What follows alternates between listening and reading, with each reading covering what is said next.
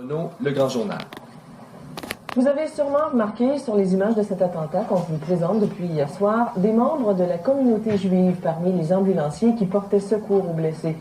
En fait, ces juifs hassidim ont été les premiers à venir en aide aux clients et ont même transporté à l'hôpital certains blessés. Ça fait 30 ans que les Juifs hassidim habitent Boisbriand.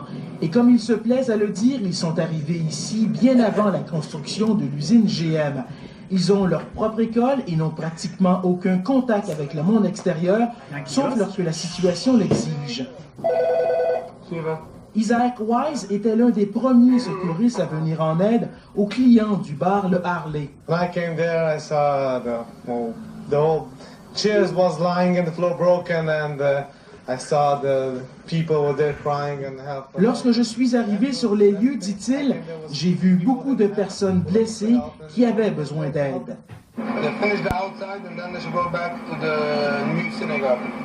David Wise était là aussi hier soir. Il est l'un des responsables du service privé d'ambulance qui appartient à la communauté hassidim de Boisbriand.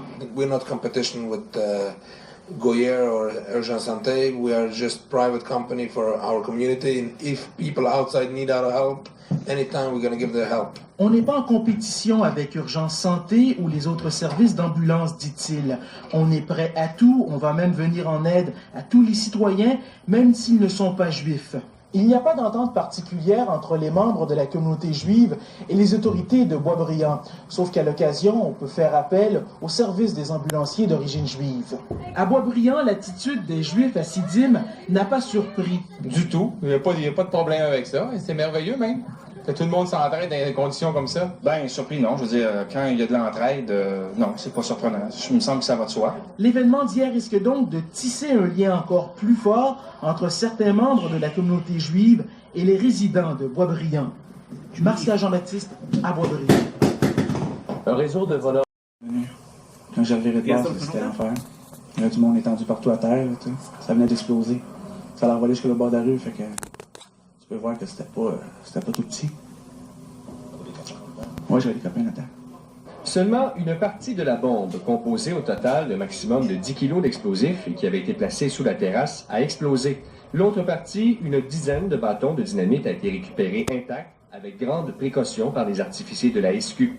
Au total, 9 personnes ont été blessées. On parle de fracture du crâne, un des individus a eu une jambe sectionnée, fracture du bassin, on parle aussi là, de blessures sévères au niveau des jambes et des rotules. Parmi les victimes, on retrouve notamment Stéphane Lapointe, son frère Jean-Luc, Michel Gagné, son frère Alain, Richard Turcot, Régent Côté, Yvon Proux, Valjean Dagenet et Mario Leporé, le plus connu des policiers. C'est lui d'ailleurs qui a eu la jambe amputée. Leporé, surnommé le comptable, serait relié à certains membres influents des Hells de Montréal, Trois-Rivières et du groupe Les Nomades. Ancien gérant d'une caisse populaire, il a été condamné en